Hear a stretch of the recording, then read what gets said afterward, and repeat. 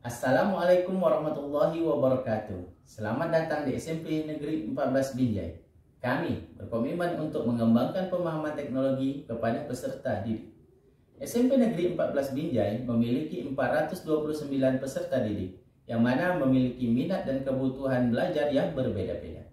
Saya sebagai guru informatika merasa bertanggung jawab untuk membantu mereka mengoptimalkan penggunaan teknologi terutama di telepon seluler dan akses internet.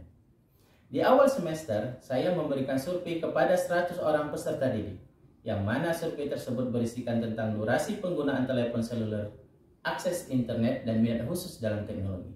Sehingga didapatkan hasil bahwa 46,5% peserta didik menggunakan telepon seluler mereka lebih dari 4 jam, yang mana didominasi 62% digunakan hanya untuk bermain game. Selebihnya hanya 41% digunakan untuk pembelajaran. Untuk minat khusus dalam teknologi, 61% siswa sama sekali tidak memiliki hal tersebut. Hal ini dikarenakan 46% peserta didik tidak memiliki akses internet di rumahnya. Maka dari itu, sebagai guru informatika, saya bekerja sama dengan kepala sekolah dan orang tua untuk memberikan akses internet kepada peserta didik di sekolah, supaya mereka dapat mengakses sumber daya pendidikan secara adil. Berdasarkan situasi di atas, akhirnya saya memiliki tujuan untuk menginspirasi peserta didik dalam mengembangkan pemahaman tentang teknologi informasi yang mereka miliki. Dalam mencapai tujuan tersebut, saya harus menghadapi sejumlah tantangan sebagai berikut. Yang pertama, keterbatasan akses teknologi. Mungkin sebagian siswa memiliki telepon seluler, tapi tidak semuanya memiliki akses internet, sehingga ini menjadi hambatan dalam memanfaatkan teknologi sebagai alat pembelajaran yang efektif. 2. Kurangnya pemahaman tentang penggunaan telepon seluler. Peserta didik mungkin memiliki telepon seluler dan akses internet, namun hanya digunakan untuk bermain game, hiburan, dan media sosial tanpa memanfaatkannya untuk pembelajaran. Ketiga, kebutuhan keterampilan informatika.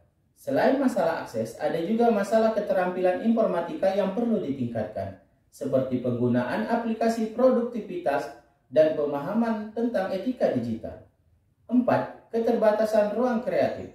Peserta didik mungkin tidak memiliki ruang kreatif yang cukup untuk berkreasi di bidang teknologi informatika, sehingga dapat menghambat perkembangan kreativitas mereka dalam memanfaatkan teknologi.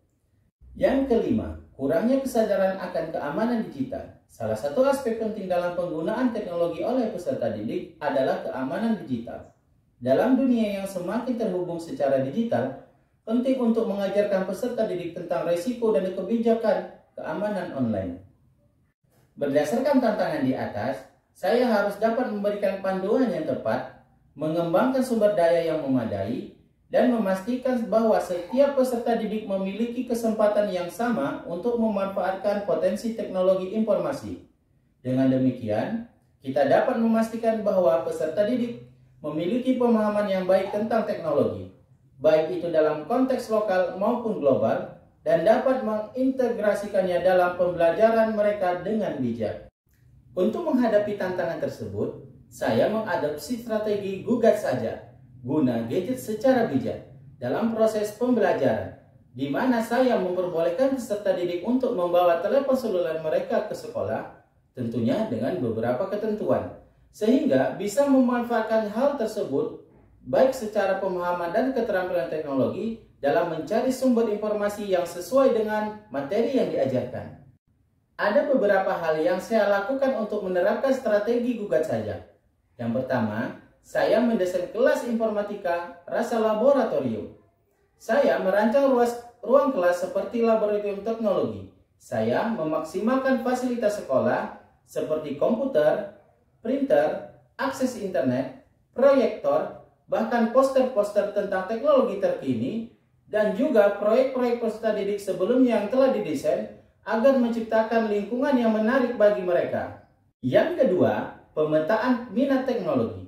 Saya melakukan survei untuk memahami minat peserta didik terkait teknologi. Pemetaan ini melibatkan pertanyaan tentang minat mereka dalam pemrograman, desain grafis, analisis data, pengembangan aplikasi, dan aspek teknologi lainnya. Hasil pemetaan digunakan untuk menentukan mata pelajaran atau proyek-proyek yang sesuai dengan minat peserta didik. Yang ketiga, memaksimalkan praktek informatika. Saya memasukkan praktek informatika dalam setiap pertemuan kelas reguler, menggabungkan teori dan praktek teknologi. Teori yang diajarkan disesuaikan agar sesuai dengan minat peserta didik dan praktek yang akan mereka lakukan. Peserta didik juga memiliki akses ke kelas informatika ekstrakurikuler, di mana mereka dapat mengembangkan proyek-proyek teknologi lebih mendalam. Keempat, fasilitas ruang kreatif. Peserta didik diberi kesempatan untuk berkreasi dalam bidang teknologi, baik secara tatap muka maupun daring. Ruang kreatif teknologi di sekolah menjadi tempat mereka dapat bereksperimen dan mengembangkan ide-ide baru. Selain itu, proyek yang mereka hasilkan juga diunggah ke platform online, seperti blog sekolah, media sosial, maupun secara tertulis di mading-mading sekolah. Yang kelima, partisipasi dalam kompetisi dan prestasi. Peserta didik didorong untuk berpartisipasi dalam kompetisi dan kegiatan yang berhubungan dengan teknologi, seperti perlombaan desain grafis, coding competition, pengembangan aplikasi, pembuatan blog, dan pembuatan film pendek. Yang keenam, pelatihan keamanan digital.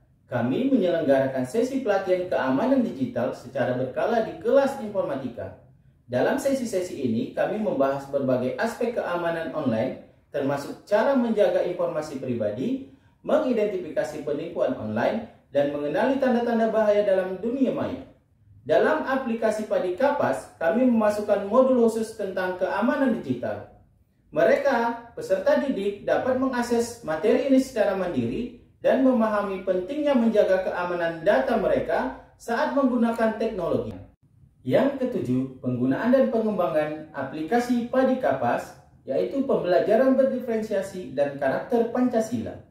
Sekolah mengembangkan aplikasi bernama Padi Kapas, yang bertujuan untuk memberikan pengalaman pembelajaran yang lebih interaktif dan relevan dengan teknologi kepada peserta didik.